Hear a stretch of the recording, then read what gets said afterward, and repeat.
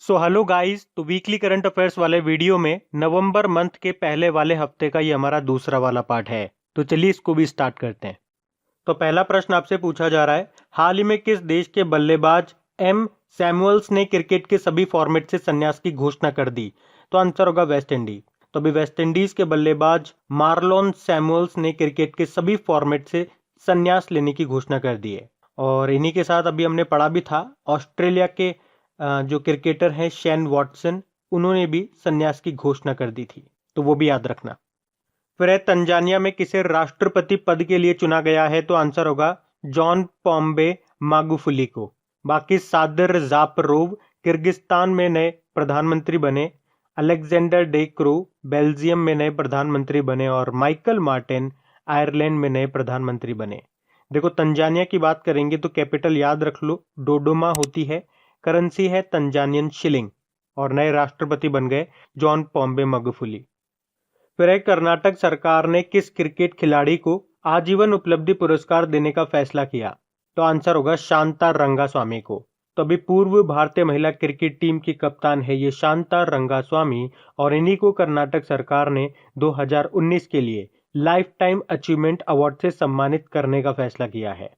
इनके बारे में अगर मैं आपको जानकारी दूं तो ये भारतीय महिला क्रिकेट टीम की पहली महिला कप्तान थी, शांता रंगास्वामी। और आपको अगर बताऊं तो 1976 में पहली बार भारत की महिला क्रिकेट टीम का चयन हुआ था, और ये पहली महिला क्रिकेटर भी हैं जिन्हें बीसीसीआई ने लाइफ टाइम अचीवमेंट अवार्ड से सम्मानित किया था 2017 में। फिर है, WWF यानी कि world wide fund water risk filter के अनुसार 2050 तक कितने भारतीय शहर जल जोखिम का सामना करेंगे? तो आंसर होगा 30। तो अभी WWF वाटर रिस्क फिल्टर के अनुसार विश्व के जल जोखिमों के लिए अति संवेदनशील 100 शहरों में से लगभग एक तिहाई यानी कि लगभग 30 के आसपास भारत में है। तो ये एक ऑनलाइन टूल है जिसे world wide fund for nature द्वारा डेवलप किया गया है। तो भारतीय शहरों की सूची में अगर बात करेंगे तो जयपुर को सबसे ऊपर रखा है, इसके बाद इंदौर और ठाणे वगैरह हैं। देखो, वर्ल्ड वाइड फंड की बात करेंगे तो इसका हेडक्वार्टर याद रख लो आप, तो ग्लेन स्विट्जरलैंड में है। फिर है, हिमाचल प्रदेश के बाद किस राज्य की विधानसभा कागज रहित होने के लिए तैयार है? तो आंसर होगा उड़ीसा। तो अभी उड़ीसा विधानसभा को शीतकालीन सत्र, जो ये विंटर सेशन होगा, उसके बाद ई विधानसभा में अपग्रेड किया जाएगा। ई विधानसभा मतलब इसमें जो सारा काम होगा वो ऑनलाइन होगा, किसी भी तरह का कोई कागज का उपयोग नहीं होगा। देखो, उड़ीसा की कैपिटल भुवनेश्वर है, मुख्यमंत्री नवीन पटनायक हो गए और यहाँ के गवर्नर हैं गणेशी लाल। और गाइज, अगर वीडियो आपको अच्छा लग रहा है तो प्लीज इसे लाइक करते हुए चलना। देखिए, आप लोगों ने अभी लाइक किया है या नहीं किया है? नहीं किया है तो अभी इसको लाइक कर दीजिए, लास्ट तक आप लोग भूल जाओगे मैं कह रहा हूँ। और हाँ, इसे शेयर भी जरूर कर देना अपने दोस्तों के साथ में। और अगर आप में से कोई स्टूडेंट इस चैनल को फर्स्ट टाइम देख रहा है तो आप इस चैनल को सब्सक्राइब कर सकते हैं। सब्सक्राइब करने के बाद में पास में बेल आइकन को जरूर प्रेस कीजिएगा ताकि आगे के आपको नोटिफिकेशन मिलते रहें, ताकि आपसे कोई भी वीडियो मिस न हो। बेल आइकन को प्रेस करना जरूरी है। चलिए बढ़ते हैं आगे। फिर है, हाल ही में किस जिले के एक मछुआरे ने मछुआरों के लिए भारत का पहला और एकमात्र रेडियो चैनल शुरू किया है? तो आंसर होगा रामनाथपुरम। तो तमिलनाडु के रामनाथपुरम जिले के पंबन शहर के एक मछुआरे ने कदम ओसाई FM 90.4 शुरू किया है, जो कि मछुआरों के लिए भारत का पहला और एकमात्र रेडियो चैनल है। तो ये जो चैनल है ये मछुआरों के द्वारा, महिलाओं के द्वारा गाए जाने वाले गीत, फिल्मी गीत के साथ साथ समुद्री जानकारी और कोविड-19 पर जानकारी देता है। एक्चुअली पंबन जो ये शहर है, लगभग 80% की यहाँ जो आबादी है वो मछली पकड़ने का कार्य करती है, तो ये उनकी मदद करने के लिए शुरू किया गया है। फिर है, अभी विश्व सुनामी जागरूकता दिवस कब मनाया गया? तो आंसर होगा 5 नवंबर को। हर साल इसे 5 नवंबर को ही मनाया जाता है, वर्ल्ड सुनामी अवेयरनेस डे के रूप में। तो बेसिकली ये जो दिन है, सुनामी के खतरों से संबंधित मुद्दों के बारे में दुनिया भर में लोगों को जागरूक करने के लिए मनाया जाता है। और इसकी थीम क्या रही? Sendai 7 campaign. फिर है, आइवरी कोस्ट के राष्ट्रपति कौन बन गए? तो आंसर होगा अल्सेन ओट्टारा। तो आइवरी कोस्ट के ये लगातार तीसरी बार राष्ट्र बने हैं, अल्सेन ओट्टारा इनका नाम है। बाकी जॉन पॉम्बे मागुफुली के बारे में हमने पढ़ा था, तंजानिया के प्रेसिडेंट बने। लुइस अरसे बोलीविया के प्रेसिडेंट बने, और वेवल रामकलावन सेशेल्स के प्रेसिडेंट बने हैं। ये जो आइवरी कोस्ट है ये वेस्ट अफ्रीकन कंट्री है, जिसकी कैपिटल क्या होती है? यामोसुक्रो। फिर अभी बांग्लादेश और किस देश के बीच में कैरेट 2020 नाम से नौसैनिक अभ्यास शुरू हुआ था? तो आंसर होगा अमेरिका। तो बांग्लादेश और अमेरिकी नौसेनाओं ने संबंधों को और मजबूत करने के लिए, मतलब दोनों देशों के बीच में समुद्री जागरूकता को व्यापक बनाने के लिए ये कैरेट 2020 अभ्यास शुरू किया। यहाँ पे कैरेट का मतलब हो गया कोऑपरेशन अफलोट रेडीनेस एंड ट्रेनिंग। कहाँ पे हुआ? बंगाल की खाड़ी में। अभी वैसे आपको याद होगा नवंबर के स्टार्टिंग में जो मालाबार अभ्यास हुआ था वो भी बंगाल की खाड़ी में हुआ। इंडिया, जापान, यूएसए और पहली बार इसमें जुड़ा ऑस्ट्रेलिया। और कुछ मैं आपको बताऊं तो अभी जिमेक्स JIMEX 2020 नाम का एक्सरसाइज भी हुआ भारत और जापान के बीच में नॉर्थ अरेबियन सी में। और सुरक्षा कवच नाम का अभ्यास भी हुआ महाराष्ट्र पुलिस और इंडियन आर्मी के बीच में, महाराष्ट्र पुणे में हुआ ये। अभी स्लाइनेक्स 2020 अभ्यास भी हुआ था भारत और श्रीलंका के बीच में। पैसेज एक्सरसाइज हुआ था भारत और ऑस्ट्रेलिया के बीच में। और इंदिरा नेवी नाम का भी अभ्यास हुआ था भारत और रशिया के बीच में। ये भी याद रखो। फिर है ONGC विदेश लिमिटेड के नए MD CEO कौन बन गए? तो आंसर होगा AK गुप्ता। बाकी जादव पायंग ये फॉरेस्ट मैन ऑफ इंडिया है, ये अभी न्यूज में रहे थे वैसे, क्योंकि इनकी जो इंस्पिरेशनल स्टोरी है उसको अमेरिका के एक स्कूल में सब्जेक्ट के रूप में शामिल किया गया है। वहाँ के बच्चे मतलब इनके बारे में पढ़ेंगे। इन्होंने बंजर भूमि को भी जंगल में तब्दील कर दिया था। बाकी Subhash Kamat advertising standard council of India के अध्यक्ष बने। सुरेश चंद्र शर्मा राष्ट्रीय चिकित्सा आयोग के पहले अध्यक्ष बने। देखो ONGC oil and natural gas corporation की बात करेंगे, इसके CEO कौन है? शशि शंकर है। फिर अभी किसने ITF यानी कि इंटरनेशनल टेनिस फेडरेशन महिला टेनिस टूर्नामेंट का खिताब जीता? तो आंसर होगा ऋतुजा भोसले ने। तो भारतीय टेनिस प्लेयर हैं ये ऋतुजा भोसले, और इन्होंने ही इजिप्ट में $15,000 का ITF वुमेन टेनिस टूर्नामेंट को जीत लिया। इन्होंने किसको हराया? चेक रिपब्लिक के अन्ना सिस्कोवा को हराया। तो आपसे इस तरह से प्रश्न बन सकता है देखो एग्जाम में, ऋतुजा भोसले किस खेल से संबंध रखती हैं? ये टेनिस प्लेयर है। बाकी नाओमी ओसाका ये जापान की टेनिस प्लेयर है। आपको याद होगा इस साल जो US ओपन हुआ था उसमें महिला सिंगल, वुमेन सिंगल का टाइटल जीता था। ईगा स्वीटेक ये पोलैंड की टेनिस प्लेयर हैं, जो भी फ्रेंच ओपन हुआ था उसमें वुमेन सिंगल का टाइटल जीता। और सोफिया केनिन ये USA की टेनिस प्लेयर है, और इस साल का जो शुरुआत का जो ऑस्ट्रेलियन ओपन हुआ था उसमें महिला एकल वुमेन सिंगल का टाइटल जीता था। बाकी इस बार विंबलडन तो हुआ ही नहीं, तो उसके बारे में तो मैं आपको क्या बताऊं। चलो आप मुझे बता दो, जो विंबलडन ओपन होता है, जो ग्रैंड स्लैम होता है, वो किस कोर्ट पे खेला जाता है? कई बार मैं आपको बता चुका हूँ, साल में 4 ग्रैंड स्लैम होते हैं। ऑस्ट्रेलियन ओपन होता है, फ्रेंच ओपन होता है, विंबलडन ओपन, US ओपन। तो मैं आपसे पूछ रहा हूँ जो ये विंबलडन ओपन है जो इस साल नहीं हुआ कोरोना के कारण, ये किस कोर्ट पे खेला जाता है बताओ। बाकी इंटरनेशनल टेनिस फेडरेशन का हेडक्वार्टर लंदन में है। फिर है अभी किसे कर्नाटक सरकार के द्वारा एकलव्य पुरस्कार से सम्मानित किया गया? तो आंसर होगा मयंक अग्रवाल, वेदा कृष्णमूर्ति और KL राहुल को। भारतीय क्रिकेटर हैं ये KL राहुल और ये मयंक अग्रवाल। और इन्हीं के साथ साथ भारतीय महिला क्रिकेट टीम की बल्लेबाज हैं वेदा कृष्णमूर्ति, और इन तीनों को अभी कर्नाटक सरकार ने एकलव्य पुरस्कार से सम्मानित किया है। ये जो KL राहुल हैं ये आप जानते ही हो किंग्स 11 पंजाब के कप्तान है। तो ये तीनों के नाम ध्यान रखना। और अभी पीछे ही हम लोगों ने एक प्रश्न पढ़ा था कि कर्नाटक सरकार ने अभी पूर्व भारतीय महिला क्रिकेट टीम की जो कप्तान है शांता रंगास्वामी, उनको लाइफ टाइम अचीवमेंट अवार्ड भी दिया था।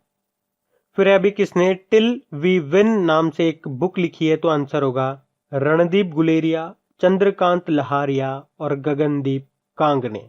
तो एम्स के डायरेक्टर हैं ये रणदीप गुलेरिया, और इन्होंने 2 दूसरे डॉक्टर्स के साथ मिलकर के, जिनके नाम है चंद्रकांत लहारिया और गगनदीप कांग, तो इनके साथ मिलकर के तो उन्होंने भारत में कोविड-19 के खिलाफ लड़ाई और आने वाले दिनों में महामारी से निपटने के प्रयासों पर यह बुक लिखी है जिसका नाम है टिल वी विन।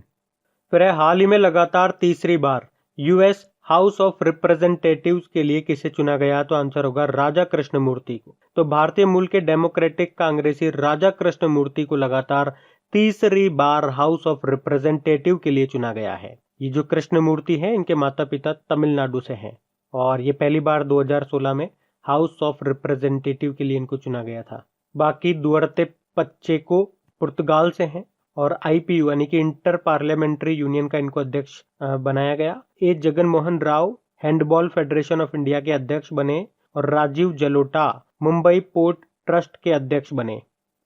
फिर किसे केरल सरकार ने जेसी डैनियल पुरस्कार से सम्मानित किया? तो आंसर होगा हरिहरन को। मलयालम फिल्म निर्माता हैं ये हरिहरन, और अभी इन्हीं को मलयालम सिनेमा में उनके शानदार योगदान के लिए जेसी डैनियल पुरस्कार से सम्मानित किया गया। और केरल सरकार का ये सर्वोच्च सम्मान है। तो मलयालम में पहली मूक फिल्म बनाने वाले जेसी डैनियल के नाम पे हर साल ये पुरस्कार दिया जाता है। इसमें 5 लाख रुपए और एक प्रशस्ति पत्र दिया जाता है। तो इस बार ये दिया गया हरिहरन को, ये नाम याद रखना। बाकी आपको एक और नाम बताऊंगा मैं, पॉल जाचेरिया, याद होगा आपको। ये मलयालम लेखक हैं और अभी इन्हें केरल के सर्वोच्च साहित्य सम्मान एजुतचंद पुरस्कार से सम्मानित किया जाएगा। बाकी Aishwarya Sridhar wildlife photographer of the year का पुरस्कार जीतने वाली पहली भारतीय महिला बनी।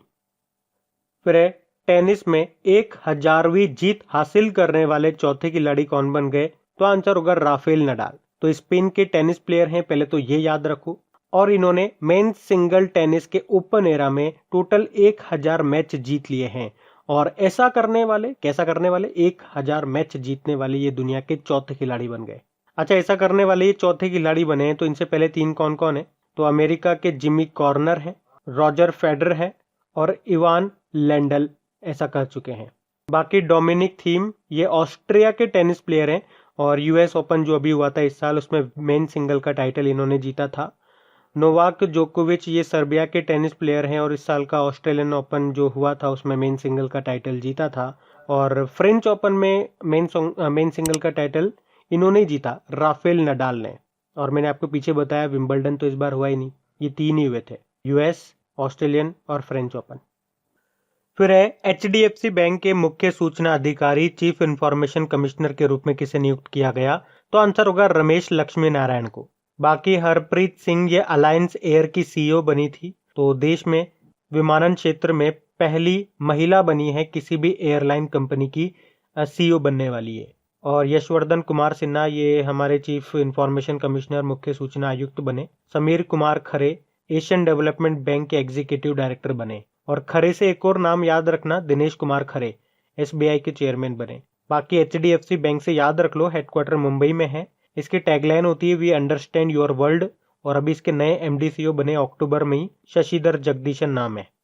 फिर है अभी सिस्का ग्रुप ने किसे अपना ब्रांड एम्बेसडर बनाया? तो आंसर होगा राजकुमार राव को। सिस्का के LED बल्ब वगैरह आते हैं तो उसी ने राजकुमार राव को अभी अपना ब्रांड एम्बेसडर बनाया। सोनू सूद अभी एसर इंडिया के ब्रांड एम्बेसडर बने थे, आपको जानते ही हो।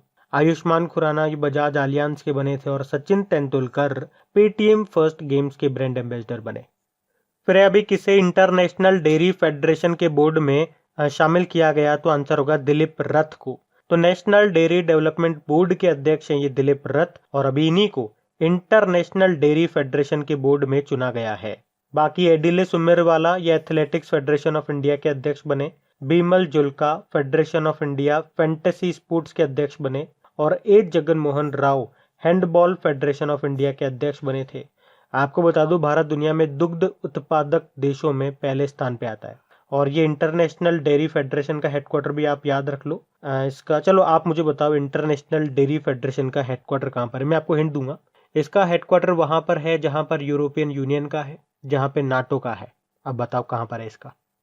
फिर है अभी नमामि गंगे परियोजना का ब्रांड एम्बेसडर किसे बनाया गया? तो आंसर होगा चाचा चौधरी को। तो आपने बचपन में कॉमिक्स जरूर पढ़ी होंगी चाचा चौधरी की, जिनका दिमाग कंप्यूटर से भी तेज चलता है, जो कि एक कॉमिक कैरेक्टर है। और अभी इन्हीं को नमामि गंगे कार्यक्रम का ब्रांड एम्बेसडर बनाया गया। ये जो नमामि गंगे कार्यक्रम है इसे 2014 में शुरू किया गया था और इसका उद्देश्य क्या है? गंगा नदी को प्रदूषण मुक्त करना और उसका संरक्षण करना इसका मेन उद्देश्य है। फिर है मिस यूनिवर्स ऑस्ट्रेलिया 2020 का खिताब किसने जीता? तो आंसर होगा मारिया थट्टिल ने। ये 27 वर्षीय भारतीय ऑस्ट्रेलियाई ब्यूटी एक्सपर्ट और फैशन ब्लॉगर हैं मारिया थट्टिल और इन्होंने अभी मिस यूनिवर्स ऑस्ट्रेलिया 2020 का खिताब जीत लिया। मारिया के जो माता पिता हैं 1990 के दशक में ही भारत से ऑस्ट्रेलिया में आकर बस गए थे, इसीलिए मैंने आपसे बोला मारिया थट्टिल ये भारतीय ऑस्ट्रेलियाई हैं। बाकी सुमन राव ये मिस इंडिया का खिताब जीता था 2019 का। टोनी एन सिंह ये जमैका से हैं और 2019 में मिस वर्ल्ड बनी थी ये टोनी एन सिंह। और जॉर्जी बिनी टुंजी ये साउथ अफ्रीका से हैं और 2019 में ये मिस यूनिवर्स का खिताब जीता था इन्होंने।